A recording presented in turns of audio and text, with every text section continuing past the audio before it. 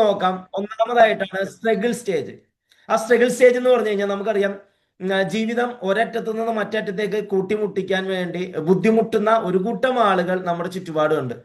അപ്പോൾ സ്ട്രഗിൾ സ്റ്റേജിൽ ഒന്നാമതായിട്ട് പറയുകയാണെങ്കിൽ സാധാരണയിൽ സാധാരണക്കാരായിട്ടുള്ള ആളുകൾ, എംപ്ലോയീസ് ആയിട്ട് ജീവിക്കുന്ന ആളുകളാകാം, കൂലിപ്പണിക്കാരാകാം, ഇങ്ങനെയുള്ള ആളുകളെ സംബന്ധിച്ചിടത്തോളം അവർക്ക് ഒരു മാസം ജോലി ചെയ്ത് കിട്ടുന്ന വരുമാനം ആ ഒരു മാസത്തെ അവരുടെ ആ ഒരു എക്സ്പെൻസിന് പോലും തികയാത്ത ഒരവസ്ഥയിൽ കൂടെ കടന്നു പോകുന്ന ആളുകൾ നമുക്കറിയാം. നമ്മുടെ ചുറ്റുപാടുണ്ടാവും. ചിലപ്പോൾ ഈ ഒരു മീറ്റിംഗ് കയറി അറ്റൻഡ് ചെയ്യുന്ന ആളുകളിൽ തന്നെ ഉണ്ടാവും.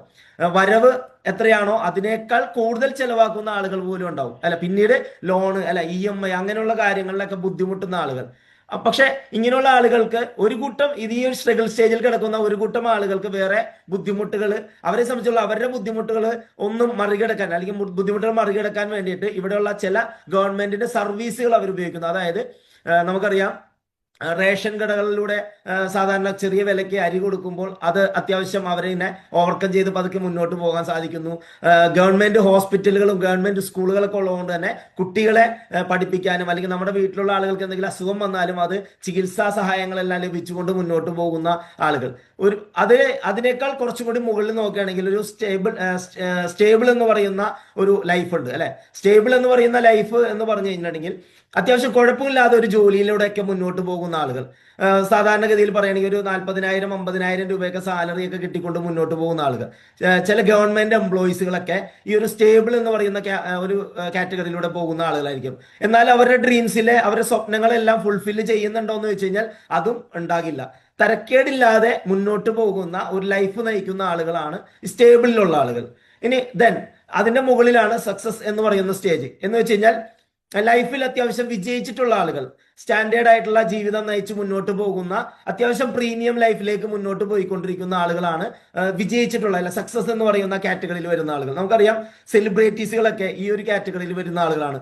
പല ബിസിനസ്സുകാരും ഈ ഒരു കാറ്റഗറിയിലേക്ക് വരുന്ന ആളുകളാണ്. കാരണം അവരാഗ്രഹിക്കുന്ന, അവരിഷ്ടപ്പെടുന്ന സാധനങ്ങളും വസ്തുക്കളെല്ലാം അവർക്ക് വാങ്ങാൻ സാധിക്കുന്നു. അവരുടെ വാഹനങ്ങളിൽ തന്നെ ആ ഒരു പ്രീമിയം എന്ന് പറയുന്ന ഒരു ലൈഫിലേക്ക്, അല്ലെങ്കിൽ പ്രീമിയം എന്ന് പറയുന്ന വാഹനങ്ങളിലേക്ക് അവർ മാറുന്നുണ്ടാവും. അല്ലെ, Benz, BMW, range rover, defender പോലുള്ള വാഹനങ്ങളൊക്കെ ഉപയോഗിക്കുന്ന ആളുകളായിരിക്കും. അതോടൊപ്പം തന്നെ നല്ല കോസ്റ്റ്യൂം, നല്ല ഡ്രസ്സ്, ഇഷ്ടപ്പെട്ട സ്ഥലങ്ങളിലേക്കുള്ള യാത്ര. അവരെവിടെയെങ്കിലും ചെന്നിറങ്ങിയാൽ തന്നെ നമുക്കറിയാം, ഒരു പ്രീമിയം വാഹനങ്ങളിലൊക്കെ ചെന്നിറങ്ങുമ്പോൾ മറ്റുള്ളവർ ബഹുമാനിക്കുന്ന തരത്തിലേക്കൊക്കെ പോകുന്നുണ്ടാവും. അതാണ് സക്സസ് എന്ന് പറയുന്ന ആ ഒരു കാറ്റഗറിയിലുള്ള ആളുകൾ. അതുപോലെ നെക്സ്റ്റ് ആണ് സിഗ്നിഫിക്കന്റ്. നമുക്കറിയാം, ജീവിതത്തിൽ ഏറ്റവും കൂടുതൽ ആഗ്രഹിക്കുന്നതെല്ലാം നേടുകയും ആഗ്രഹിക്കുന്നതെല്ലാം ചെയ്യുകയും ചെയ്തു കഴിഞ്ഞാൽ എത്രത്തോളം പണം ചെലവാക്കിയാലും വീണ്ടും വീണ്ടും അവരെ പോലെ 10 തലമുറയ്ക്ക് ജീവിക്കാൻ പറ്റുന്ന തരത്തിലേക്ക് പണം ഉണ്ടാക്കിയിട്ടുള്ള, ജീവിതത്തിൽ ഏറ്റവും വിജയിച്ചിട്ടുള്ള ആളുകൾ നമുക്കറിയാം. അംബാനി, അദാനി, യൂസഫ് അലി പോലുള്ള ആളുകൾ, അല്ലെ. കേരളത്തിലെ നമ്പർ 1 കോടീശ്വരൻ നമുക്കറിയാം യൂസഫ് അലി സാറിനെ പറ്റിയൊക്കെ. അപ്പൊ ഇങ്ങനെയുള്ള തരത്തിലും ജീവിക്കുന്ന ആളുകൾ. അപ്പൊ ഈ 4 കാറ്റഗറിയിലൂടെയാണ് നമ്മളുടെ ലൈഫ് മുന്നോട്ട് പോയിക്കൊണ്ടിരിക്കുന്നത്. നമ്മൾ ചിന്തിക്കുക, നമ്മൾ ഇതിൽ ഏത് കാറ്റഗറിയിൽ പെടുന്ന ആളുകളാണ്? സ്ട്രഗിളിലാണോ, സ്റ്റേബിൾ ആണോ, സക്സസ് ആയോ, അല്ലെ സിഗ്നിഫിക്കന്റ് ആണോ? ഒരിക്കലല്ല. സിഗ്നിഫിക്കന്റ് ആകാൻ നമ്മൾ ആഗ്രഹിക്കുന്നുണ്ട്, അല്ലെ, സക്സസ് ആവാൻ ആഗ്രഹിക്കുന്നുണ്ട്. പക്ഷെ ഈ മീറ്റിംഗിൽ ഇരിക്കുന്ന ആളുകൾ ഭൂരിഭാഗവും ഈ സ്റ്റേബിളിലും സ്ട്രഗിളിലും കിടക്കുന്ന ആളുകളായിരിക്കും. അവിടെ അങ്ങനെയുള്ള ആളുകൾക്കാണ് എപ്പോഴും ഓപ്പർച്യൂണിറ്റികൾ വേണ്ടത്, അല്ലെ. ഇനി ഇപ്പോഴും നമ്മൾക്ക് ഇപ്പോഴും മനസ്സിലായിട്ടുണ്ടാവില്ല നമ്മൾ ആരാണ്, നമ്മൾ സ്റ്റേബിൾ ആണോ, സ്ട്രഗിൾ ആണോ, സക്സസ് ആണോ എന്നൊന്നും നമ്മൾ മനസ്സിലാക്കിയിട്ടുണ്ടാവില്ല. അപ്പൊ നമുക്ക് ഒന്നുകൂടി നോക്കാം. നമുക്ക് നെക്സ്റ്റ് ഈ ഒരു സ്ലൈഡ് കൂടി നോക്കിയാൽ നമുക്ക് അത് അറിയാൻ പറ്റും. കാരണം നമ്മുടെ സമൂഹത്തിൽ ഈ പറയുന്ന 50% വരുന്ന ആളുകളും ലോ ക്ലാസ്സിലാണ് ജീവിക്കുന്നത്, അല്ലെ. ലോ ക്ലാസ്സുകാരാണ്. ആ ലോ ക്ലാസ്സുകാരുടെ പ്രത്യേകത എന്താണ്? ഞാൻ നേരത്തെ പറഞ്ഞതുപോലെ തന്നെയാണ്. ആ റേഷനും കാര്യങ്ങളൊക്കെ ഉള്ളതുകൊണ്ട് മുന്നോട്ട് പോകുന്ന ആളുകളാണ്. അതോടൊപ്പം തന്നെ ഗവൺമെന്റ് ഹോസ്പിറ്റലും ഗവൺമെന്റ് സ്കൂളുകളൊക്കെ ഉള്ളതുകൊണ്ട് തന്നെ മുന്നോട്ട് പോകുന്ന ആളുകളാണ്. ശരിക്കും പറഞ്ഞാൽ ഈ ലോ ക്ലാസ് എന്ന് പറയുന്നത്. മിഡിൽ ക്ലാസ് എന്ന് പറയുന്നത് കുറച്ചുകൂടി നല്ലൊരു ലൈഫ് നയിക്കുന്ന ആളുകളാണ്. പക്ഷേ സത്യം പറഞ്ഞാൽ ഇപ്പൊ ഏറ്റവും കൂടുതൽ സ്ട്രഗിൾ അനുഭവിക്കുന്ന ആളുകൾ മിഡിൽ ക്ലാസ്സുകാരാണ്. നമ്മുടെ ജീവിതത്തിൽ, നമ്മുടെ സാഹചര്യത്തിൽ നമുക്കറിയാം. കാരണം അത്യാവശ്യം കുഴപ്പമില്ലാത്ത ലൈഫ് മുന്നോട്ട് പോയിക്കൊണ്ടിരിക്കുന്നതുകൊണ്ട് തന്നെ റേഷൻ കടയിൽ പോയി ക്യൂ നിൽക്കാനായിട്ടൊരു മടിയുണ്ടാവും, ഗവൺമെന്റ് ഹോസ്പിറ്റലിൽ പോകാനായിട്ടൊരു മടിയുണ്ടാവും, കുട്ടികളെ ഗവൺമെന്റ് സ്കൂളുകളിൽ പറഞ്ഞു വിടാനായിട്ട് മടിയുണ്ടാവും. അതുകൊണ്ട് പ്രൈവറ്റ് സ്ഥാപനങ്ങളിൽ CBSE സിലബസും എല്ലാം പഠിപ്പിച്ചുകൊണ്ട് മുന്നോട്ട് പോയി ഒരു പ്രീമിയത്തിലേക്ക് ജീവിക്കണമെന്ന് ആഗ്രഹിച്ചുകൊണ്ട് പോകുന്ന ആൾ.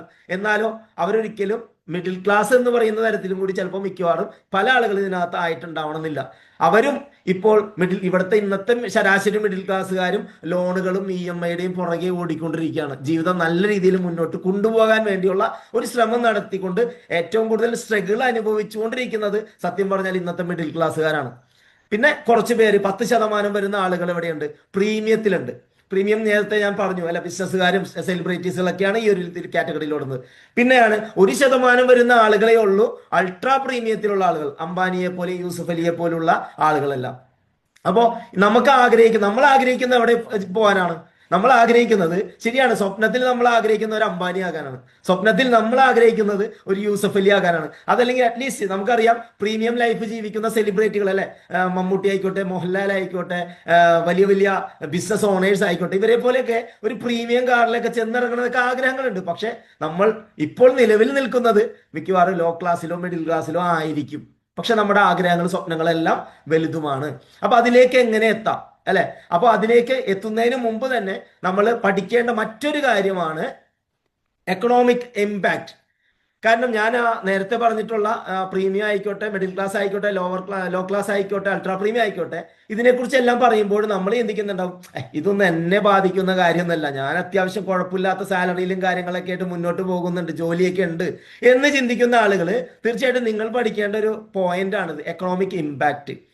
അതായത് നമ്മളെ പൂർവികർ, അതായത് നമ്മളെ ഇപ്പോൾ ഈ ഒരു മീറ്റിംഗ് അറ്റൻഡ് ചെയ്യുന്നതിൽ ഉണ്ടാവുമെന്ന് എനിക്കറിയില്ല. 1940 കാലഘട്ടത്തിൽ ജീവിച്ചിട്ടുള്ള ആളുകൾ ഉണ്ടാവണമെന്നില്ല അല്ലെ, ഇതിനകത്തില്ല. പക്ഷെ നമുക്ക് അറിയാൻ പറ്റും, നമ്മൾ കേട്ടറിവ് ഉണ്ടാവും.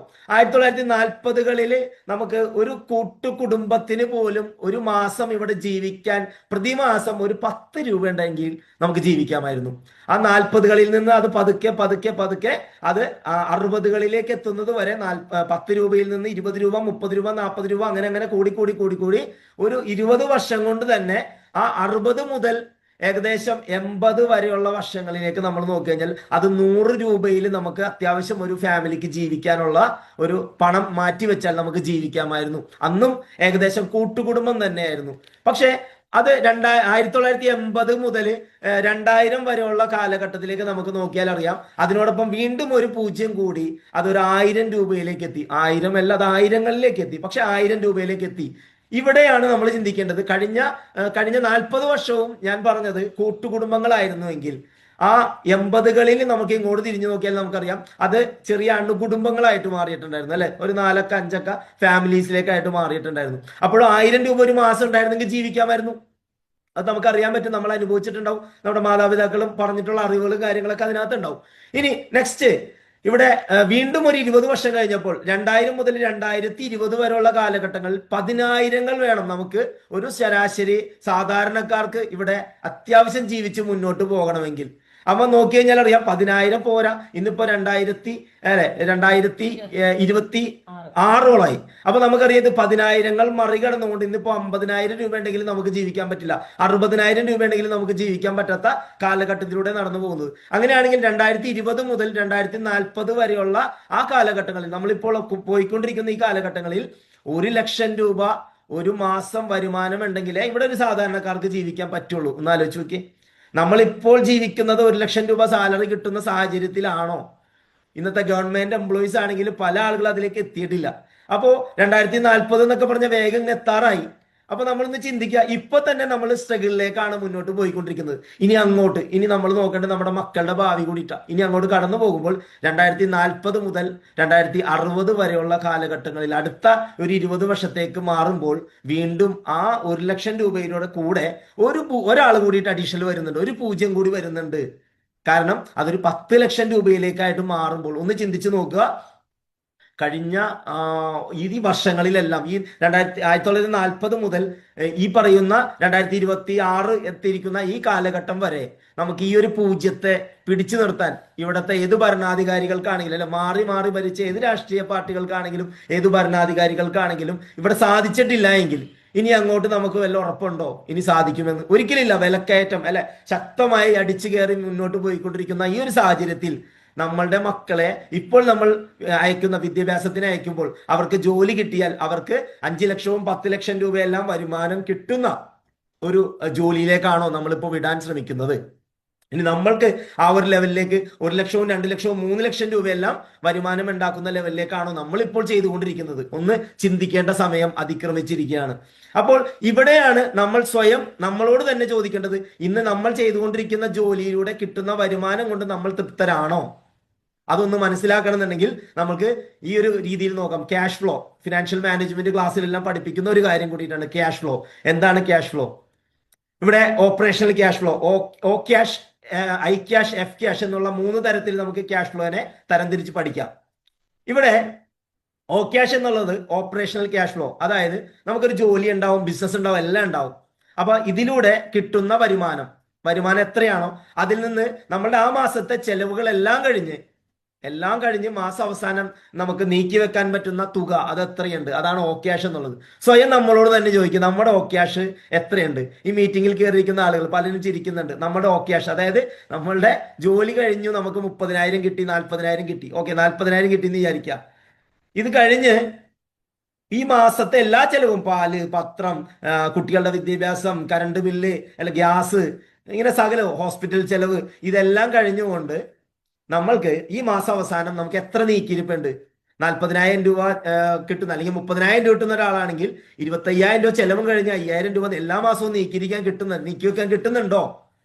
ഇങ്ങനെ ചോദിക്കുമ്പോൾ നമ്മൾ ചോദിക്കുമ്പോൾ ഇല്ല, 30,000 രൂപ കിട്ടുന്നുണ്ടെങ്കിൽ 35,000 രൂപ ചെലവാണ്, അത് ലോണിലാണ് പോകുന്നതെന്ന് പറയും, അല്ലെ? ശരിയാണ്. ഇതാണ് നമ്മുടെ അവസ്ഥ ഇങ്ങനെ മുന്നോട്ട് പോകുമ്പോൾ. അപ്പോൾ രണ്ടാമതായിട്ടാണ് ഐ ക്യാഷ്, ഇൻവെസ്റ്റിംഗ് ക്യാഷ്. അത് നമുക്കുണ്ടോ? ഇൻവെസ്റ്റിംഗ് ക്യാഷ് എന്ന് പറഞ്ഞാൽ നമ്മൾ നമ്മുടെ പണത്തെ നീക്കി വെച്ചുകൊണ്ട് അത് ഏതെങ്കിലും നല്ല പ്രൊജക്റ്റുകളിൽ ഇൻവെസ്റ്റ് ചെയ്ത് മന്ത്ലി നമുക്കൊരു നല്ലൊരു റിട്ടേൺ കിട്ടുന്ന അസറ്റുകളെല്ലാം നമ്മൾ വാങ്ങിയിട്ട ആളുകളാണോ? അപ്പോൾ പറയും ഇല്ല, നീക്കിയിരിപ്പ് ഉണ്ടായിട്ട് വേണ്ടേ അസറ്റിനെ കുറിച്ച് ചിന്തിക്കാനെന്ന്. ശരിയല്ലേ? നീക്കിയിരിപ്പ് ഉണ്ടായാലല്ലേ എന്തെങ്കിലും മാറ്റി വെച്ചുകൊണ്ട് എന്തെങ്കിലും ഇൻവെസ്റ്റ് ചെയ്യാൻ പറ്റുള്ളൂ. അവിടെ ഐ ക്യാഷ് എന്നുള്ളതും ചിലപ്പോൾ 0 ആണ്, അല്ലെ? ചില ആളുകൾക്ക് മാത്രം ഉണ്ടെന്നായിരിക്കും, ചില ആളുകൾക്ക് മാത്രം ഉണ്ട്, ചില ആളുകൾ, ഭൂരിഭാഗം ആളുകൾക്ക് ഐ ക്യാഷ് ഇല്ല. ആരും ഇത് പഠിപ്പിച്ചിട്ടില്ല, അത് തന്നെയാണ്, അല്ലെ? നെക്സ്റ്റ് ആണ് financial cash flow, F cash. ഇത് ചോദിച്ചു കഴിഞ്ഞാൽ എല്ലാവരുടെയും കയ്യിൽ അത് ധാരാളമായിട്ട് ഉണ്ടാവും. എന്താണ്? ലോൺസ്, EMI പോലുള്ള, എക്വിറ്റി പോലുള്ള കാര്യങ്ങൾ. ഇതുണ്ടോന്ന് ചോദിച്ചു കഴിഞ്ഞാൽ ഇത് ചോദിക്കേണ്ട താമസം. ആവശ്യത്തിനധികം ഉണ്ട്, അല്ലെ? ആദ്യത്തെ 2 ഇല്ലെങ്കിൽ എന്താ, ഇതുണ്ടല്ലോ, മൂന്നാമത്തെ ഉണ്ടല്ലോ, ഇതാണ് നമ്മൾ ചിന്തിക്കുക, അല്ലെ? ആദ്യത്തെ 2 ഇല്ല, അക്കാര്യത്തിൽ ഞങ്ങൾ അത്തരക്കാരല്ല കേട്ടോ, ആദ്യത്തെ 2 ഇല്ല, പക്ഷെ മൂന്നാമത്തെ അതുണ്ട്. കാരണം എന്താ? അത് ബാങ്കുമായിട്ടുള്ള ഇടപാടാ, വലിയ വലിയ ആൾക്കാരാ, ബാങ്കുമായിട്ടുള്ള ഇടപാടാ, വലിയ ഫിനാൻഷ്യൽ സ്ഥാപനങ്ങളുമായിട്ടുള്ള ഞങ്ങളുടെ ടൈപ്പ്. അപ്പൊ നോക്കുമ്പോ എന്താ, നമുക്ക് ലോൺസ് കാര്യങ്ങളൊക്കെ ആവശ്യത്തിനുണ്ട്. ഇതിനി കുറയുമെന്ന് ചോദിച്ചു കഴിഞ്ഞാലോ, ഓരോ വർഷം നമ്മൾ ചിന്തിക്കും. 2025 കഴിഞ്ഞപ്പോൾ നമ്മൾ ചിന്തിച്ചു, 2026 ജനുവരി 1 ഈ വർഷം എൻ്റെ എല്ലാ ലോൺസുകളൊക്കെ കംപ്ലീറ്റ് ആയി, ഞാൻ ഇനി ലോണേ എടുക്കില്ല എന്നുള്ള തീരുമാനത്തിലായിരിക്കും ഹാപ്പി ന്യൂ ഇയർ പറയുക. പക്ഷെ ഈ വർഷം 2026 അവസാനിക്കുമ്പോൾ കഴിഞ്ഞ വർഷത്തേക്കാളും ഒരു 2 ഇരട്ടിയോ 3 ഇരട്ടിയോ ലോൺസ് എടുത്തു വെച്ചിട്ടുണ്ടാവും. ഇത്തരത്തിൽ മുന്നോട്ട് പോകുന്ന ആളുകളാണ്. അപ്പൊ നമ്മൾ എന്തിനു വേണ്ടി ജോലി എടുക്കുന്നു, പണിയെടുക്കുന്നു എന്ന് ചോദിച്ചു കഴിഞ്ഞാൽ പല ഫിനാൻഷ്യൽ സ്ഥാപനങ്ങളെ, ബാങ്കുകളെ നന്നാക്കുന്നതിന് വേണ്ടി, അല്ലെ? നമ്മൾ നേരത്തെ പറഞ്ഞ 1% വരുന്ന ആളുകളാണ് ഈ ബാങ്കുകളിലൊക്കെ കൂടുതൽ ഇൻവെസ്റ്ററായിട്ട് മാറുക. അവരുടെ ഇൻവെസ്റ്റ്മെന്റ് ആണ് അതിലൊക്കെ നടക്കുക. അപ്പൊ അവരെ നന്നാക്കാൻ വേണ്ടി നമ്മൾ പണിയെടുത്തുകൊണ്ടിരിക്കുക, വീണ്ടും വീണ്ടും സ്ട്രഗിൾ അനുഭവിച്ചുകൊണ്ട് അവിടെ നിന്ന് പണിയെടുത്തു ചെലവെല്ലാം കഴിഞ്ഞ് കൊണ്ടുപോയി ലോണിൽ അടക്കും. പിന്നെ നമുക്ക് നീക്കിയിരിപ്പില്ല, ഒന്നുമില്ല. ഈ ഒരു അവസ്ഥയിലൂടെയാണ് നമ്മൾ കടന്നു പോവുക. ഇത് പറയുമ്പോൾ നമ്മളുടെ സ്റ്റേജ് എന്താണെന്ന് ഇപ്പോഴും മനസ്സിലാക്കുന്നുണ്ടാവില്ല. ഇനി ഈ ഒരു കാര്യം കൂടി നമുക്കൊന്ന് കാണാം. Cash runway. എന്താണ് ക്യാഷ് റൺവേ? ആലോചിച്ച് നോക്കുക. നമ്മൾക്ക് ഒരു കൂലിപ്പണിയുണ്ട്, നമുക്കൊരു ജോലിയുണ്ട്, സാലറി ഉണ്ട്, എല്ലാം കിട്ടുന്നുണ്ട്. പക്ഷെ ഒരു മാസം നമുക്ക് കഴിഞ്ഞ ലോക്ക്ഡൌൺ ഒക്കെ വന്നതുപോലെ ഒരു മാസം നമുക്ക് ജോലിയില്ല, ജോലിക്ക് പോകാൻ പറ്റുന്നില്ല, അല്ലെങ്കിൽ എന്തെങ്കിലും അസുഖവും കാര്യങ്ങളും വന്ന് മുന്നോട്ട് പോകാൻ പറ്റുന്നില്ല. ആ ഒരു മാസം നമുക്ക് ലൈഫ് കഴിഞ്ഞ മാസം ജോലി ഉണ്ടായിരുന്നപ്പോൾ മുന്നോട്ട് പോയതുപോലെ കൃത്യമായിട്ട് പോകുന്നുണ്ടോ? കുട്ടികളുടെ വിദ്യാഭ്യാസം, മോനെ അച്ഛനിന്ന് ജോലി ഇല്ല, അല്ലെങ്കിൽ അമ്മയ്ക്ക് ഇന്ന് ജോലി ഇല്ലാത്ത കാരണം കൊണ്ട് പൈസയൊന്നും ഇല്ലാട്ടോ, അതുകൊണ്ട് ലോൺ, മറ്റേ ബുക്കിന്റെ കാര്യമൊന്നും ചോദിക്കരുത്, യൂണിഫോമിന്റെ കാര്യമൊന്നും ചോദിക്കരുത്, ഒന്ന് ടീച്ചറോട് പറ, കുറച്ച് ലേറ്റ് ആകുമെന്ന് പറ എന്ന് പറയാതിരിക്കുന്ന ആളുകൾ, അതാണ് ഉദ്ദേശിച്ചത്. അതായത് ഇതെല്ലാം മുന്നോട്ട് പോകുന്നുണ്ടോ? നമ്മൾ പറയല്ലോ, മുണ്ട് മുറുക്കി ജീവിക്കാതെ അതേപോലെ തന്നെ രാജാവിനെ പോലെ കഴിഞ്ഞ മാസം എങ്ങനെയാണ് ജീവിച്ചത് അതേപോലെ തന്നെ ഈ മാസവും ജീവിക്കാൻ പറ്റുന്നുണ്ടോ? അപ്പൊ പറ്റുന്നില്ല എങ്കിൽ, നമുക്ക് ജോലി ആ ഒരു സമയം ഇല്ലാതെ ആ ഒരു മാസം മുന്നോട്ട് കൊണ്ടുപോകാൻ പറ്റുന്നില്ലെങ്കിൽ, ആ മന്ത് നമുക്ക് 0 ആണെങ്കിൽ, യു ആർ ഇൻ വെന്റിലേറ്റർ. നമ്മൾ വെന്റിലേറ്റർ ആണെന്ന് പറയും. ഓക്കെ, നെക്സ്റ്റ് ഇതിന്റെ അപ്പുറത്തേക്ക് ഒന്നുകൂടി ചിന്തിക്കാം. ഒരു മാസം കഷ്ടിച്ച് ജീവിക്കാനുണ്ട്. നേരത്തെ പറഞ്ഞു കഴിഞ്ഞ മാസമൊക്കെ ജോലി ഉണ്ടായിരുന്നു, പക്ഷെ ഈ മാസം ജോലിയില്ല. പക്ഷെ ഈ മാസത്തെ എല്ലാ ചെലവും എനിക്ക് കഴിഞ്ഞ മാസം നടത്തിയതുപോലെ തന്നെ എല്ലാം നടത്താൻ പറ്റുന്നു. ലോൺ അടക്കാൻ പറ്റുന്നു, കുറച്ച് അത്യാവശ്യം ചിട്ടിയും കാര്യങ്ങളൊക്കെ ഉണ്ട്, അത് മുന്നോട്ട് പോകുന്നു. കുട്ടികളുടെ വിദ്യാഭ്യാസത്തിന്റെ കാര്യങ്ങൾ കൃത്യമായിട്ട് മുന്നോട്ട് പോകുന്നു. കറണ്ട് ബില്ല്, മറ്റ് പാല്, പത്രം, എല്ലാം, പച്ചക്കറി എല്ലാം മുന്നോട്ട് പോകുന്നു. ഒരു മാസം അടിപൊളിയായിട്ട് നമുക്ക് നടത്താൻ പറ്റി. ഒരു മാസത്തേക്കേ പറ്റുള്ളൂ, അടുത്ത മാസം ഇല്ല എന്നുള്ളതാണെങ്കിൽ നമ്മൾ ICUവിലാണ്. ഓക്കെ, നമ്മളെ തിരിച്ചറിയാം, നമ്മൾ എവിടെയാണ്? ICU. നെക്സ്റ്റ് അടുത്തതാണ്, ഒരു മാസം മുതൽ 3 മാസം വരെ അക്കൗണ്ടിൽ ബാലൻസ് ഉണ്ട്, കുഴപ്പമില്ല. ഒരു മാസം 2 മാസം ഒന്നും ജോലി ഇല്ലാണ്ട് വന്നു കഴിഞ്ഞാലും എന്റെ കുടുംബത്തെ ഞാൻ പട്ടിണിയിലാക്കൂല, എന്റെ കുട്ടികളെ ഞാൻ അത് അറിയിക്കില്ല, എന്റെ ഭാര്യയെ ഞാൻ അറിയിക്കില്ല, എന്റെ ഭർത്താവിനെ ഞാൻ അറിയിക്കില്ല, എന്റെ അമ്മയെ ഞാൻ അറിയിക്കില്ല, എന്റെ അച്ഛനെ ഞാൻ അറിയിക്കില്ല എന്ന് പറഞ്ഞുകൊണ്ട് മുന്നോട്ട് പോകുന്ന 3 മാസം കുഴപ്പമില്ലാതെ മുന്നോട്ട് പോകുന്നുണ്ടെങ്കിൽ, 4ാമത്തെ മാസം പറ്റുന്നില്ല എങ്കിൽ, 3 മാസം വരെ പോകുന്നുള്ളൂ എങ്കിൽ യു ആർ ഇൻ ഡേഞ്ചർ. ഇനി നമ്മൾ ഇത്രയും നേരം പറഞ്ഞത് സ്ഥിതിക്ക് വെന്റിലേറ്റർ, ICU, ഡേഞ്ചർ എന്ന് പറയുമ്പോൾ വാർഡിലേക്ക് എടുത്തു എന്ന് പറയാം. അവിടെ അസുഖമില്ല എന്നല്ല അതിന്റെ അർത്ഥം, അസുഖമുണ്ട്, പൂർണ്ണമായിട്ടില്ല. ഓക്കെ, നെക്സ്റ്റ് എന്താണ്? 3 മാസം മുതൽ 6 മാസം വരെ നമുക്ക് സമ്പാദിക്കാൻ അല്ലെങ്കിൽ ജീവിക്കാനുള്ള ഫണ്ട് ഉണ്ട് എന്നുണ്ടെങ്കിൽ ഒന്ന് ചിന്തിക്കുക. 6 മാസം വരെ ഉള്ളൂ, 7ാമത്തെ മാസം ഇല്ല. അങ്ങനെയാണെങ്കിൽ യു ആർ ഇൻ സ്റ്റേബിൾ. നമ്മൾ ആദ്യം പറഞ്ഞ സംഭവം സ്റ്റേബിൾ ആണോ എന്ന് ചോദിച്ചാൽ, ആ സ്റ്റേബിൾ എന്നുള്ള ആളുകൾ ഇപ്പൊ സ്വയം ചിന്തിക്കുന്നുണ്ടാവും, ഞാൻ അന്നേരം സ്റ്റേബിൾ ആണെന്ന് വിചാരിച്ചു, സ്ട്രഗിൾ അല്ല സ്റ്റേബിൾ ആണെന്ന് വിചാരിച്ചു. പക്ഷെ ഇവിടെ നിങ്ങൾ ചിന്തിച്ചു നോക്കിയേ, ഈ 6 മാസം വരെ കുഴപ്പമില്ലാതെ ജോലി ഇല്ലാതെയും മുന്നോട്ട് പോകാൻ നിങ്ങൾക്ക് അതേപോലെ പറ്റുന്നുണ്ടെങ്കിൽ മാത്രമാണ് നിങ്ങൾ സ്റ്റേബിൾ.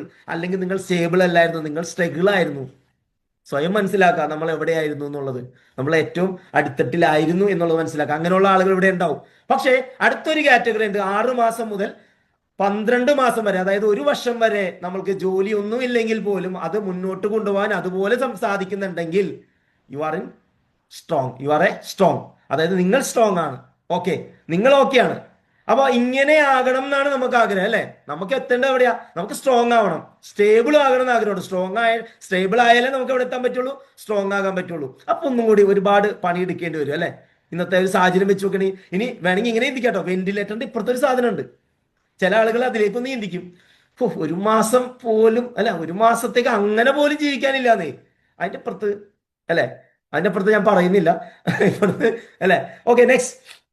അപ്പോ ഇവിടെയാണ് ഞാൻ ഇത്രയും നേരം പറഞ്ഞത് നമ്മുടെ പ്രശ്നങ്ങളെ കുറിച്ചാണ്, അതിനെയാണ് ചൂണ്ടിക്കാണിച്ചത്. ഓക്കെ, അപ്പൊ ആ പ്രശ്നങ്ങളെ കുറിച്ച് ചൂണ്ടിക്കാണിച്ചപ്പോൾ രാവിലെ തന്നെ എന്നെ കീറി വലിക്കുകയാണല്ലോ, എന്റെ പ്രശ്നങ്ങളാണല്ലോ മൊത്തം ഇവിടെ പറയുന്നത് എന്ന് ചിന്തിക്കുമ്പോൾ ഇവിടെയാണ് നമ്മൾ ചിന്തിക്കേണ്ടത്.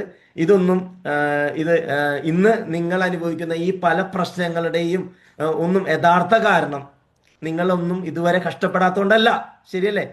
നിങ്ങൾ അത്യാവശ്യം കഷ്ടപ്പെടുന്നുണ്ട്. കാരണം കുടുംബത്തെ ഒന്ന് നേരെ നിർത്താൻ വേണ്ടിയിട്ട്, കുട്ടികളെ ഒന്ന് സന്തോഷിപ്പിക്കാൻ വേണ്ടി, ഫാമിലി ഒന്ന് സന്തോഷിപ്പിക്കാൻ വേണ്ടിയൊക്കെ പ്രയത്നിക്കുന്ന ആളുകളാണ് നമ്മൾ. അപ്പൊ നമ്മൾ കഷ്ടപ്പെടാത്തതുകൊണ്ടല്ല, പക്ഷെ എങ്ങനെ തീരുമാനം എടുക്കണമെന്ന് ആരും നമ്മളെ പഠിപ്പിക്കാത്തതുകൊണ്ടും നമ്മൾ അതൊന്നും പഠിക്കാത്തതുകൊണ്ടും മാത്രമാണ്. മനസ്സിലായല്ലോ? എങ്ങനെയാണ് ഇതിലെല്ലാം ഇപ്പൊ നിങ്ങൾക്ക് അറിയാമായിരുന്നു ക്യാഷ് റൺവേ എന്താണെന്ന്, സ്റ്റേബിൾ എന്താണ്, അല്ലെ സ്ട്രഗിൾ എന്താണ്, സക്സസ് എന്താണ്, ഈ പറയുന്ന ഇതൊന്നും നമുക്കറിയില്ലായിരുന്നു.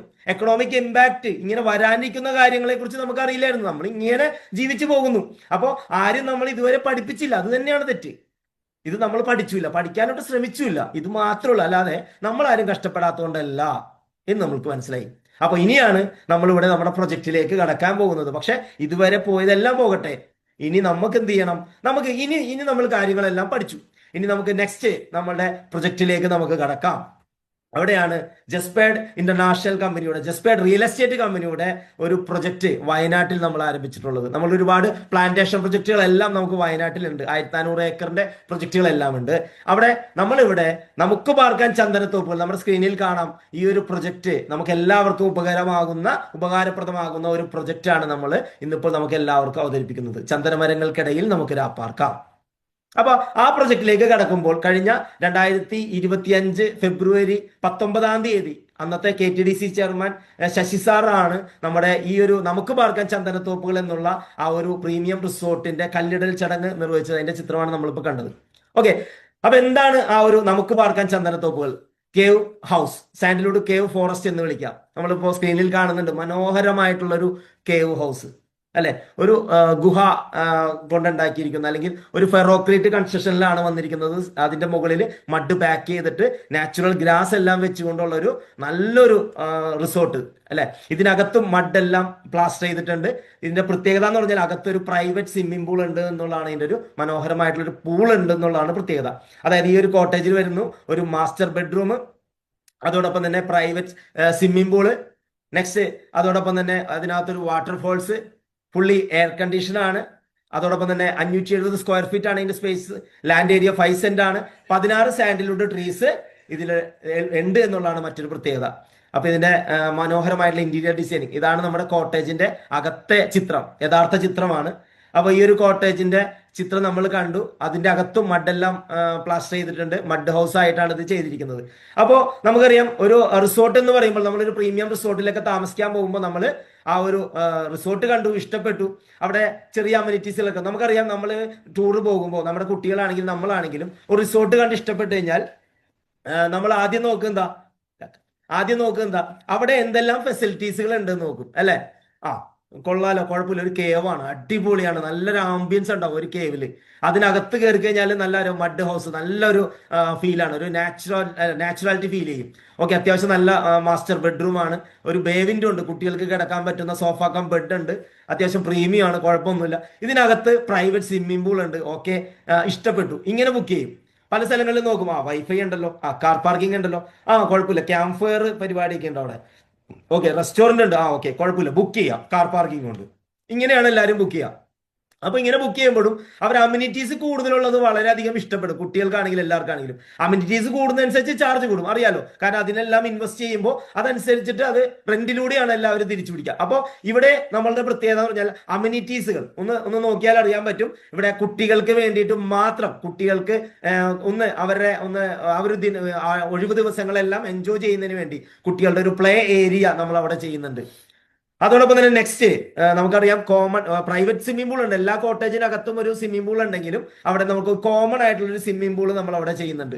നെക്സ്റ്റ് ആണ് കുറച്ചും കൂടി അഡ്വഞ്ചർ ആകുന്നതിന് വേണ്ടിയിട്ട് ട്രീ ഹൗസ് നമ്മൾ അവിടെ ചെയ്യുന്നു.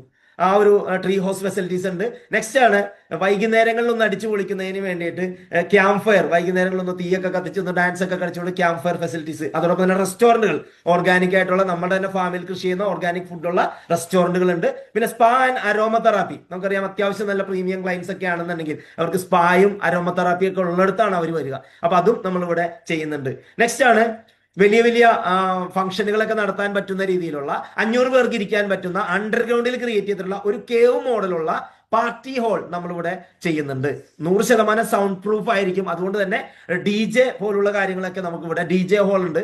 അതോടൊപ്പം റെയിൻ ഡാൻസ് ഹാൾ, മഴവെള്ളത്തിൽ ഡാൻസ് കളിക്കുന്ന, നമുക്ക് വണ്ടർലയിലൊക്കെ പോയിട്ട് നമ്മൾ ചെയ്യാറുണ്ട് അല്ലെ, ആ ഒരു റെയിൻ ഡാൻസ് ഹാളെല്ലാം നമുക്ക് ഇതിൽ ചെയ്യുന്നുണ്ട്.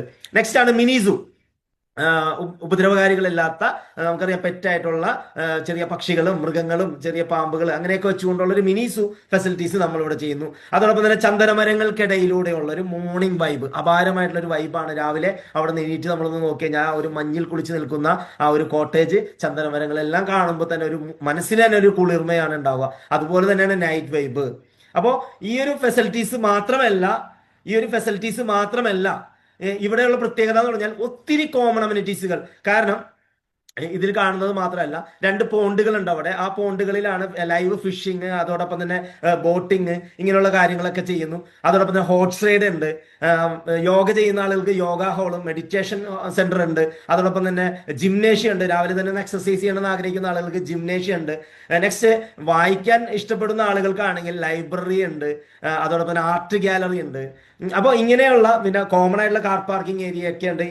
അങ്ങനെ ഒത്തിരി കോമൺ അമ്യൂണിറ്റീസ്, ഏകദേശം 15നും 20നും ഇടയിലുള്ള കോമൺ അമ്യൂണിറ്റീസ് ഉള്ള ഒരു പ്രൊജക്റ്റ് ആണ്.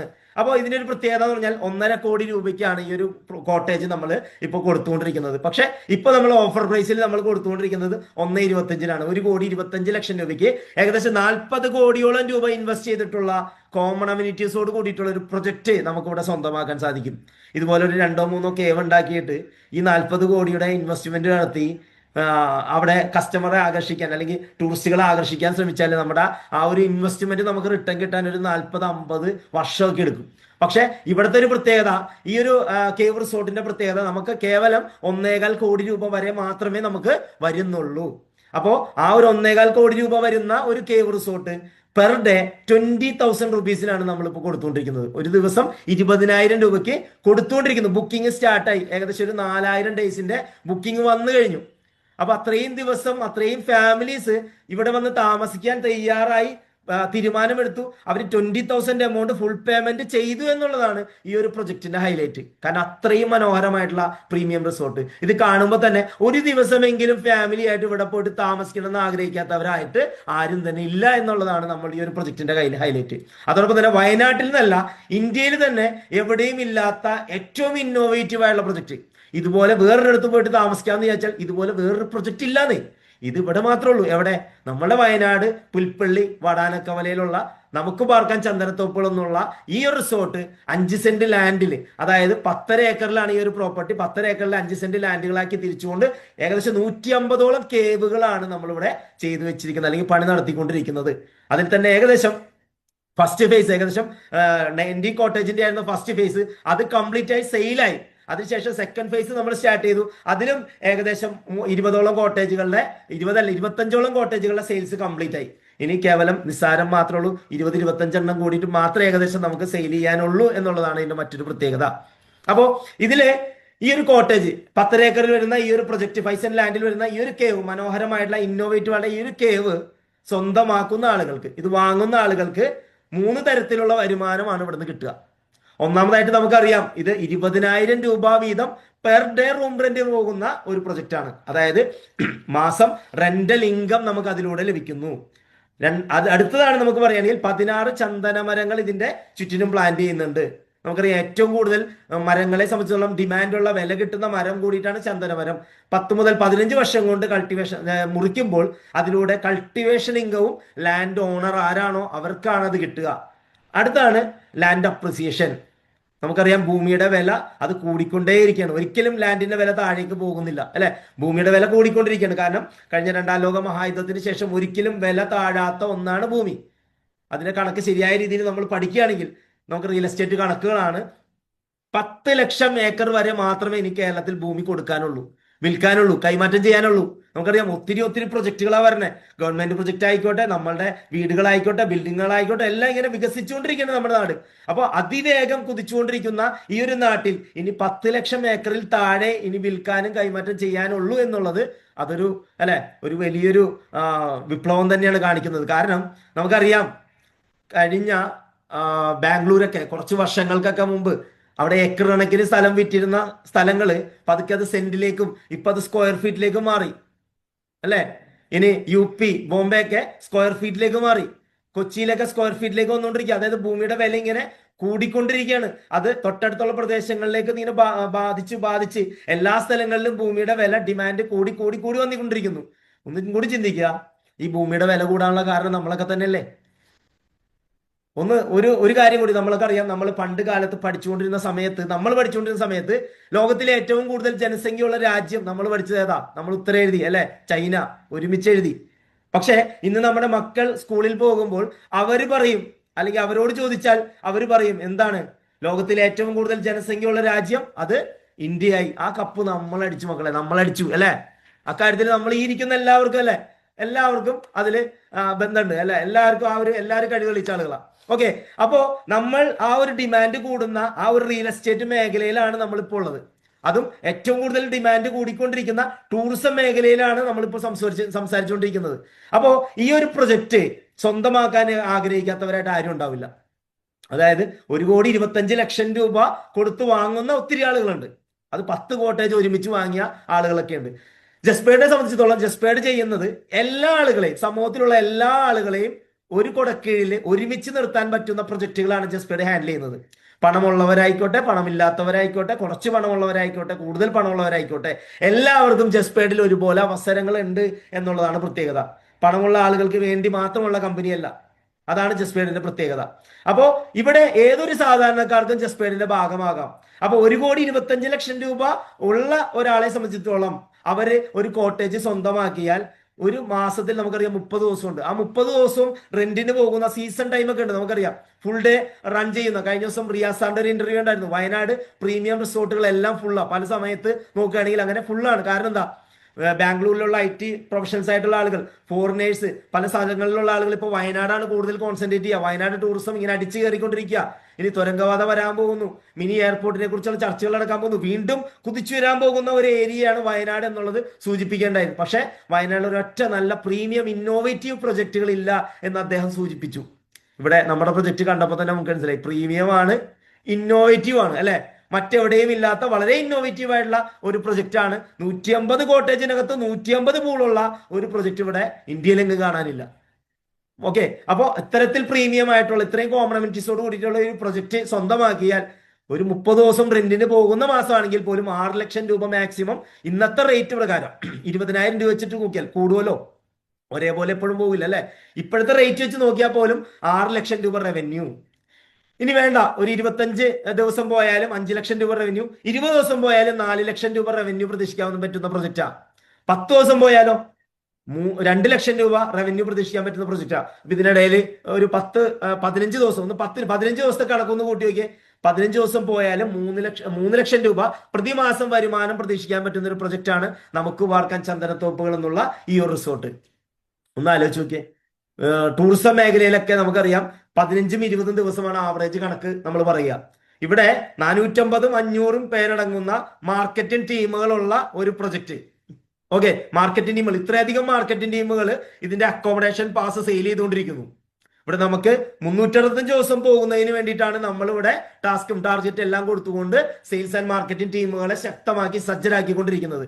അതായത് 6 ലക്ഷം രൂപ പ്രതിമാസം ഇൻവെസ്റ്റേഴ്സിന് വാങ്ങിക്കൊടുക്കാൻ വേണ്ടിയിട്ട്. നമ്മൾ ഇങ്ങനെ ചിന്തിക്കാം, 6 ലക്ഷം ഒന്നും ഇല്ലെങ്കിൽ പോലും, ഒരു സാധാരണഗതിയിൽ ചിന്തിച്ചാൽ പോലും ഒരു 3 ലക്ഷം രൂപ, അതായത് 15 ദിവസം റെന്റിന് പോയാൽ നമുക്കൊരു 3 ലക്ഷം രൂപ കിട്ടുന്ന ഒരു പ്രൊജക്ട്. ഒന്നുകൂടി ചിന്തിച്ചു നോക്കുക. ഒരു സാധാരണക്കാർക്ക് പോലും 1 ലക്ഷം രൂപ ഇൻവെസ്റ്റ് ചെയ്യുന്ന, അല്ലെങ്കിൽ 1 ലക്ഷം രൂപയുടെ ഗുണിതങ്ങൾ ഇൻവെസ്റ്റ് ചെയ്തുകൊണ്ട് പോലും നമുക്ക് ഈ ഒരു കോട്ടേജിന്റെ ആധാരത്തിൽ പാർട്ണർ ആകാം എന്നുള്ളതാണ് മറ്റൊരു ഹൈലൈറ്റ്. മനസ്സിലായല്ലോ? അതായത് ഈ 5 സെന്റ് ലാൻഡും ഈ ഒരു കോട്ടേജ് ഉൾപ്പെടെ 16 ചന്ദനമരങ്ങൾ ഉൾപ്പെടെ ആധാരം രജിസ്റ്റർ ചെയ്ത് നമ്മളുടെ പേരിലേക്ക് മാറ്റുന്നു. ഒരു ഇൻവെസ്റ്റർ ആയിക്കോട്ടെ, 5 പേരടങ്ങുന്ന ഗ്രൂപ്പ് ആയിക്കോട്ടെ, 2 പേരടങ്ങുന്ന ഗ്രൂപ്പ് ആയിക്കോട്ടെ, 10 പേരായിക്കോട്ടെ, 50 പേരായിക്കോട്ടെ, സാധാരണക്കാരായിട്ടുള്ള 1 ലക്ഷം രൂപയുടെ ഗുണിതങ്ങൾ ഇൻവെസ്റ്റ് ചെയ്തുകൊണ്ട് നമുക്ക് എന്ത് ചെയ്യാം? ഈ ഒരു കോട്ടേജിന്റെ പാർട്ണർ ആകാൻ പറ്റുന്ന ഒരു അവസരം നമുക്ക് ഇവിടെ ഉണ്ട് എന്നുള്ളതാണ് സവിശേഷത. അതായത് ഒരു 4 ലക്ഷം രൂപ ഇൻവെസ്റ്റ് ചെയ്താലും 30 ദിവസം പോയി കഴിഞ്ഞാൽ 19,200 രൂപയാണ് നമുക്ക് അതിൽ വരുമാനം ലഭിക്കുകയെങ്കിൽ 20 ദിവസം മാത്രം പോയാൽ 12,800 രൂപ നമുക്ക് ഇവിടെ ലഭിക്കുന്നു. വെറും 10 ദിവസം പോയാലും 4 ലക്ഷം രൂപ ഇൻവെസ്റ്റ് ചെയ്ത ആൾക്ക് 6,400 രൂപ ലഭിക്കുന്നു. ഒന്ന് ആലോചിച്ച് നോക്കിയേ. ഒരു 4 ലക്ഷം രൂപയ്ക്ക് ഒരു വീട് വാങ്ങി വാടകയ്ക്ക് കൊടുക്കാൻ പറ്റുമോ? ഇല്ല. 40 ലക്ഷം രൂപയുടെ വീട് വാങ്ങി വാടകയ്ക്ക് കൊടുത്താലും ഒരു മാസം 12,000 രൂപ കിട്ടുമോ? ഇല്ലാത്ത സാഹചര്യമാണ്. ഇനി ഫുൾ കോട്ടേജുകാരെ കുറിച്ച് ചിന്തിപ്പിക്കാം. ഒരു കോടി രൂപ അല്ലെങ്കിൽ 1.5 കോടിയുടെ ഒരു വീടോ അസറ്റോ ബിൽഡിങ്ങോ ഒക്കെ വാങ്ങി ഇന്നത്തെ റിയൽ എസ്റ്റേറ്റ് കണക്കിൽ വാടകയ്ക്ക് കൊടുത്ത് റെന്റൽ ഇൻകം വാങ്ങാന്ന് വിചാരിച്ചു കഴിഞ്ഞാൽ ചുരുങ്ങിയത് നമുക്ക് കിട്ടുക 30,000 മുതൽ 40,000 രൂപ വരെ റെന്റൽ ഇൻകം ആണ്, അല്ലെ? അതിന് നമുക്ക് മേലെ പോവില്ല. അപ്പൊ അവിടെയാണ് നമ്മൾ ഈ ഒരു പ്രീമിയം റിസോർട്ട് 1.25 കോടി രൂപയുടെ പ്രൊജക്ട് ഒരു 15 ദിവസം പോയാൽ പോലും 3 ലക്ഷം രൂപ റവന്യൂ കിട്ടുന്ന പ്രൊജക്ട്. അപ്പൊ ഇത്തരത്തിൽ പ്രൊജക്ട് സാധാരണക്കാരായിട്ടുള്ള ആളുകൾ 1 ലക്ഷം രൂപയെങ്കിലും, നമുക്കറിയാം നമുക്ക് ഇൻവെസ്റ്റിംഗ് ക്യാഷ് ഇല്ലാത്തതാണ് നമ്മുടെ പ്രശ്നം, അല്ലെ? നമ്മൾക്കൊരു ആരോഗ്യമുള്ള സമയത്ത് നമുക്ക് ജോലിക്ക് പോകുന്നു. ആരോഗ്യമില്ലാത്ത സമയത്ത് ഒരു മാസം ജോലി ഇല്ലെങ്കിൽ നമ്മളുടെ കുടുംബം എങ്ങനെ കഴിയാം? നമ്മൾ ചിന്തിക്കാറുണ്ടോ? അപ്പൊ ഇതുപോലെ ഉള്ള സമയത്താണ് നമ്മൾ എന്ത് വേണ്ടത്? നമുക്ക് ഇൻവെസ്റ്റ് ചെയ്യുന്നതിനെ കുറിച്ചുള്ള ചിന്ത വേണ്ടത്. അല്ലെങ്കിൽ ഇതുപോലുള്ള കാര്യങ്ങൾ വരുമെന്ന് ആലോചിച്ചിട്ട് മുൻകൂട്ടിയാണ് നമ്മൾ ഇൻവെസ്റ്റ് ചെയ്യേണ്ടത്. അതിൽ കയ്യിലില്ലെങ്കിലും ഉണ്ടാക്കി ഇൻവെസ്റ്റ് ചെയ്യണമെന്നാ.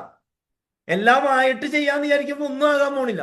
അപ്പൊ കയ്യിലില്ലെങ്കിൽ പോലും നമുക്ക് ഉണ്ടാക്കി ഇൻവെസ്റ്റ് ചെയ്യാൻ വളരെ സമയം ഒട്ടും തന്നെ വൈകാതെ ഇൻവെസ്റ്റ് ചെയ്യാൻ പറ്റുന്ന ഏറ്റവും നല്ലൊരു പ്രൊജക്റ്റാണ്. കാരണം 1 ലക്ഷം രൂപ ഇൻവെസ്റ്റ് ചെയ്താൽ പോലും 20 ദിവസം പോയാൽ 3,200 രൂപ ഒരു മാസം വരുമാനം ഉണ്ടാക്കാൻ പറ്റുന്ന ഒരു പ്രൊജക്ട്. ഇതൊരു 5 വർഷം കഴിഞ്ഞാലും 10 വർഷം കഴിഞ്ഞാലും റെന്റിൽ വ്യത്യാസം ഉണ്ടാവും, കൂടും. അതനുസരിച്ച് 1 ലക്ഷം രൂപക്കാർക്ക് പോലും 4,000, 5,000, 6,000 രൂപയെല്ലാം ലഭിക്കുന്ന ഒരു പ്രൊജക്റ്റാണ് നമുക്ക് വാർക്കാൻ ചന്ദനത്തോപ്പുകൾ എന്നുള്ള ഈ ഒരു പ്രൊജക്ട്. അപ്പോൾ നമ്മൾ ഇത്രയും നേരം സംസാരിച്ചുകൊണ്ടിരുന്ന ഈ ഒരു പ്രൊജക്ട് അവിടെ നമ്മൾ ജസ്റ്റ് ഒരു AI പിക്ചർ അല്ല. ഈ ഒരു കോട്ടേജ് എന്നുള്ളത് വയനാട് പുൽപ്പള്ളിയിൽ വടാനക്കവലയിൽ ഒത്തിരി കോട്ടേജുകളുടെ വർക്കുകളെല്ലാം കംപ്ലീറ്റ് ചെയ്തു. അതും ഒരുപാട് സെലിബ്രിറ്റീസുകളെ വെച്ചുകൊണ്ട് അതിന്റെ ഇനോഗ്രേഷൻ ചടങ്ങുകൾ നടത്തി അതിന്റെ ഓണേഴ്സിന് അത് ഹാൻഡ് ഓവർ ചെയ്തു കഴിഞ്ഞു. കഴിഞ്ഞ ഓഗസ്റ്റ് 17-ാം തീയതി അൻസിബ ഇനോഗ്രേറ്റ് ചെയ്തു, സരയ് ഇനോഗ്രേറ്റ് ചെയ്തു, അതോടൊപ്പം തന്നെ പ്രിയങ്ക മാർട്ടിൻ ഇനോഗ്രേറ്റ് ചെയ്തു. അങ്ങനെ നിരവധി അനവധി ഇനോഗ്രേഷൻസും അതുപോലെ തന്നെ പത്രമാധ്യമങ്ങളിൽ അതിന്റെ വാർത്തകളെല്ലാം വന്നു കഴിഞ്ഞു. ഒരുപാട് ആളുകൾ അത് കണ്ടു കഴിഞ്ഞിട്ടുണ്ടാവും ഇതിനോടകം. അപ്പോൾ ഈ ഒരു മനോഹരമായിട്ടുള്ള പ്രൊജക്റ്റ് നമുക്ക് സമ്മാനിച്ചിട്ടുള്ള ഈ ഒരു കമ്പനിയുടെ great management doctor Nishad Aboobacker and ചെയർമാനായിട്ടുള്ള നിസാർ അബൂബക്കർ സാറിന് അവർ ചെയ്തിട്ടുള്ള നിരവധി അനവധി പ്രൊജക്ടുകളെല്ലാം ആകർഷിക്കപ്പെട്ടതും ഒരുപാട് അവാർഡിനും അംഗീകാരങ്ങൾക്കെല്ലാം വന്നതാണ്. അല്ലെങ്കിൽ അവാർഡുകളും അംഗീകാരങ്ങളും എല്ലാം കിട്ടിയിട്ടുള്ള നേടിയെടുത്തിട്ടുള്ള പ്രൊജക്ടുകളാണ്. മുൻപത്തെ ഒരു ഇ കോമേഴ്സ് പ്രൊജക്ടിന് വാസവൻ സാറിന്റെ കയ്യിൽ നിന്നും ഒരു ഇന്നോവേറ്റീവ് ആയിട്ടുള്ള ഇ കോമേഴ്സ് കമ്പനിക്കുള്ള ഒരു അവാർഡ് നമുക്ക് ലഭിക്കേണ്ടായിരുന്നു. കൃഷി മന്ത്രി പ്രസാദ് സാറിന്റെ കയ്യിൽ നിന്നും നമുക്ക് ഏറ്റവും നല്ല ഇന്നോവേറ്റീവ് കൃഷി സ്റ്റാർട്ട് ചെയ്തപ്പോൾ അതിന് കിട്ടിയിട്ടുള്ള അവാർഡ്, ചിത്രചേച്ചിയുടെ കയ്യിൽ നിന്ന് നമുക്ക് ഒരു അവാർഡ് ലഭിച്ചു. അതോടൊപ്പം തന്നെ ലോക്നാഥ് ബെഹ്റയുടെ കയ്യിൽ നിന്നും ബിസിനസ് എക്സലൻസ് അവാർഡ് ലഭിച്ചു. Sandalwood group farmers welfare association എന്നുള്ള ഒരു സൊസൈറ്റി രൂപീകരിച്ചപ്പോൾ നമ്മുടെ ദീപിക പത്രം, കർഷകരുടെ പത്രമായിട്ടുള്ള ദീപിക പത്രത്തിന്റെ ഏറ്റവും നല്ല കർഷകർക്കുള്ള ഒരു അവാർഡ് ജസ്പേഡ് എം ഡിക്കും ചെയർമാനും റിയാസാന്റെ കയ്യിൽ നിന്ന് ലഭിച്ചു. കടൽ കടന്നുകൊണ്ട് നമുക്ക് ഈ ഒരു ജസ്പേഡ് റിയൽ എസ്റ്റേറ്റ് ആൻഡ് ബിൽഡേഴ്സിന്റെ പ്രൊജക്ട് ദുബായിലേക്ക് എത്തിയപ്പോൾ കൈരളി ചാനലിന്റെ 2026 business excellence award 2025 business excellence award മമ്മൂട്ടിക്കയുടെ കയ്യിൽ നിന്ന് എം ഡിയും ചെയർമാൻ ഏറ്റുവാങ്ങി. ശേഷം നിരവധി എം പിമാരുടെ കയ്യിൽ നിന്നും അവാർഡ് ഏറ്റുവാങ്ങാൻ നമുക്ക് സാധിച്ചു. അതിനുശേഷം ഏറ്റവും കൂടുതൽ അഭിമാന നിമിഷമാണ് നമ്മുടെ മലയാളത്തിന്റെ അല്ലെങ്കിൽ കേരളത്തിന്റെ ഏറ്റവും വലിയ ബിസിനസ് എന്റർപ്രണർ കൂടിയിട്ടായിട്ടുള്ള നമ്പർ 1 ബിസിനസ് ഓണർ കൂടിയിട്ടായിട്ടുള്ള യൂസഫ് അലി സാറിനോടൊപ്പം വേദി പങ്കിട്ടുകൊണ്ട് നമ്മളുടെ കേന്ദ്രമന്ത്രി ചിരാഗ് പാസ്വാന്റെ കയ്യിൽ നിന്നും ജസ്പേഡ് റിയൽ എസ്റ്റേറ്റ് കമ്പനിക്ക് ഒരു ഇന്നോവേറ്റീവ് പ്രൊജക്ടിനുള്ള ടൂറിസം പ്രൊജക്ടിനുള്ള ഒരു അവാർഡ് ഏറ്റുവാങ്ങാനും ശേഷം കേന്ദ്രത്തിൽ നിന്നുള്ള ഒരു പോസ്റ്റിംഗ് ഇൻഡസ്ട്രീസ് ട്രേഡ് കമ്മീഷണർ എന്നുള്ള ഒരു പദവി കൂടി നമ്മുടെ എം ഡിക്ക് നേടിയെടുക്കാൻ അല്ലെങ്കിൽ ലഭിക്കാനായിട്ട് സാധിച്ചു എന്നുള്ളതാണ് പ്രത്യേകത. നെക്സ്റ്റ് അമ്മയുടെ ഒരു അവാർഡ്, അമ്മയുടെ അന്നത്തെ പ്രസിഡന്റ് ആയിട്ടുള്ള മലയാളത്തിന്റെ സൂപ്പർ സ്റ്റാർ ആയിട്ടുള്ള മോഹൻലാലിന്റെ കയ്യിൽ നിന്ന് എം ഡിക്ക് ചെയർമാൻ ഒരു അവാർഡ്. നെക്സ്റ്റ് മാധ്യമം പത്രത്തിന്റെ ഇന്നോവേറ്റീവ് ടൂറിസം പ്രൊജക്ടിനുള്ള ഒരു അവാർഡ് നമ്മുടെ ബഹുമാനപ്പെട്ട വൈൽഡ് ആൻഡ് ഫോറസ്റ്റ് മിനിസ്റ്റർ കൂടിയിട്ടായിട്ടുള്ള ശശീന്ദ്രൻ സാറിന്റെ കയ്യിൽ നിന്ന് അവാർഡ് ഏറ്റുവാങ്ങാൻ സാധിച്ചു.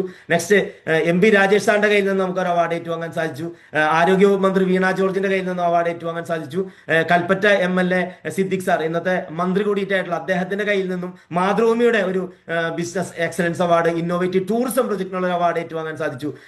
ശേഷം കടൽ കടന്നുകൊണ്ട് വീണ്ടും നമ്മളെ അബുദാബിയിലേക്ക് ക്ഷണിച്ചപ്പോൾ കൈരളി ചാനലിന്റെ 2025 അവാർഡും 2026 ബിസിനസ് എക്സലൻസ് അവാർഡും അതും ബഹുമാനപ്പെട്ട കേരള മുഖ്യമന്ത്രിയായിട്ടുള്ള പിണറായി വിജയൻ സാറിന്റെ കയ്യിൽ നിന്ന് മുൻ മുഖ്യമന്ത്രി പിണറായി വിജയൻ സാറിന്റെ കയ്യിൽ നിന്ന് ഏറ്റുവാങ്ങാൻ നമ്മുടെ എം ഡിക്കും ചെയർമാനും സാധിച്ചു. മമ്മൂട്ടിക്കാരുടെ സമീപം ആ ഒരു അവാർഡും വാങ്ങിച്ചു.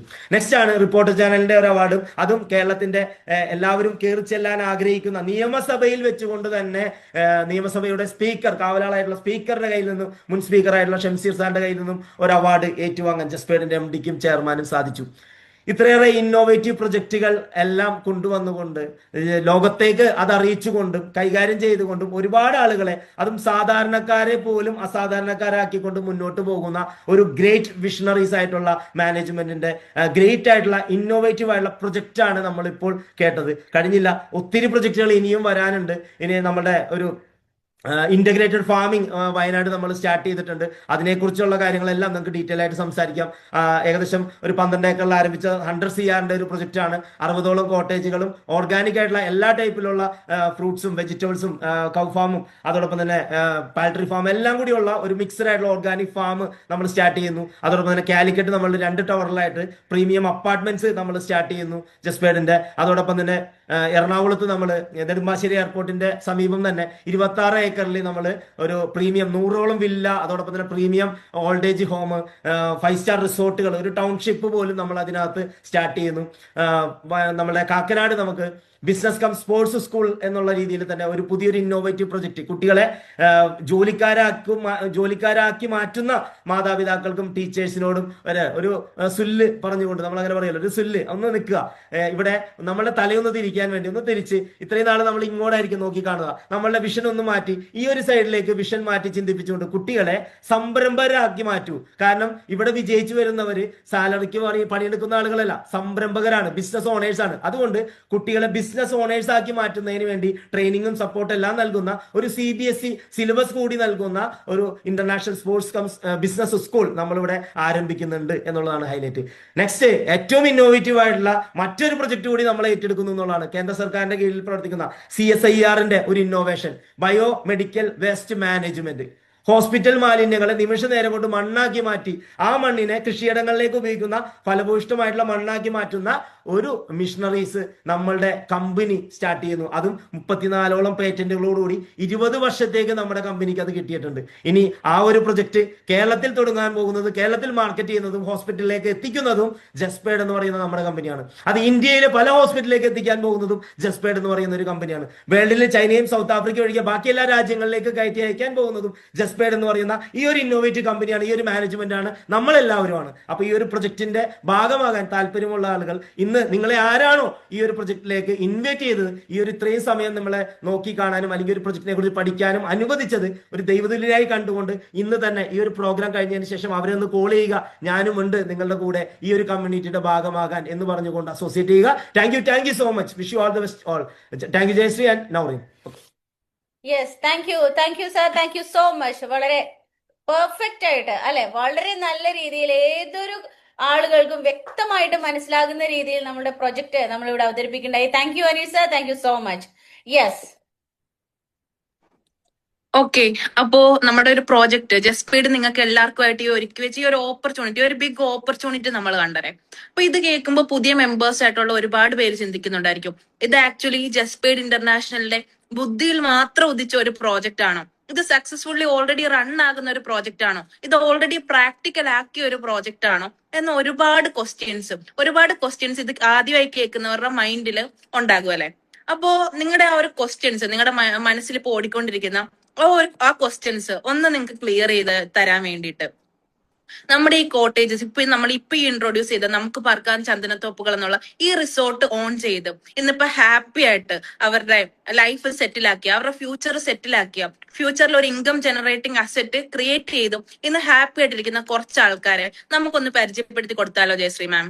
യെസ്, തീർച്ചയായിട്ടും. കാരണം ഇവിടെ ഇരിക്കുന്ന പലരും ചിന്തിക്കുന്നത് ഇതൊക്കെ ഓൾറെഡി വീഡിയോസ് കണ്ടു, എല്ലാം കണ്ടു, എങ്കിൽ കൂടിയും ഞങ്ങൾക്ക് കുറച്ചും കൂടി ഒരു എക്സ്പീരിയൻസ് ഒന്ന് കേട്ടാൽ കൊള്ളാമെന്നുണ്ട്. അപ്പൊ ഞാൻ ഇവിടെ ഇൻവൈറ്റ് ചെയ്യാൻ പോകുന്നത് ഒരു ഗവൺമെന്റ് എംപ്ലോയിയെ ഇൻവൈറ്റ് ചെയ്താലോ. അതായത് തന്റെ തൊഴിൽ, അതായത് ഗവൺമെന്റ് എംപ്ലോയീസിന് ഒരു ചിന്തയുണ്ട്. നമ്മൾ പൊതുവെ നമ്മുടെ മൈൻഡ് സെറ്റിൽ ഉണ്ടായിരുന്ന ഒരു കാര്യമുണ്ട്, ഗവൺമെന്റ് ജോലി കിട്ടിക്കഴിഞ്ഞാൽ എല്ലാം ഓക്കെ ആയി, എല്ലാം സെറ്റായി, ലൈഫ് സെറ്റായി എന്നുള്ളൊരു ചിന്തയുണ്ടായിരുന്നു. പക്ഷേ ഈ ഗവൺമെന്റ് എംപ്ലോയി, അതും ഒരു ടീച്ചറാണ്, കുട്ടികളെ പഠിപ്പിച്ചു കൊടുക്കുന്ന ഒരു ടീച്ചർ ഒരു കാര്യം ചിന്തിച്ചു, ഞാൻ ഈ ഒരു ജോലി കൊണ്ട് എന്റെ ലൈഫ് ലോങ് എനിക്ക് നേടാൻ, അതായത് ഞാൻ ഇപ്പോൾ ഉള്ളത് എന്തൊക്കെയാണോ വീട്ടിലെ ആവശ്യങ്ങളെല്ലാം നേടാം, പക്ഷെ ഒരു അസറ്റ് ക്രിയേഷൻ ചെയ്യാൻ സാധിക്കില്ല എന്ന് മനസ്സിലായി. എങ്ങനെ മനസ്സിലായി? ഈ ഒരു അവസരം കേട്ടപ്പോൾ. ഇപ്പൊ നിങ്ങൾ ഇതിനു മുമ്പ് അനീസ് സാർ ഈ പ്രൊജക്ട് പ്രസന്റ് ചെയ്തതിന് ആ പ്രൊജക്ടിന് മുമ്പായിട്ട് കുറെ കാര്യങ്ങൾ നമ്മളെ പഠിപ്പിച്ചു അല്ലെ.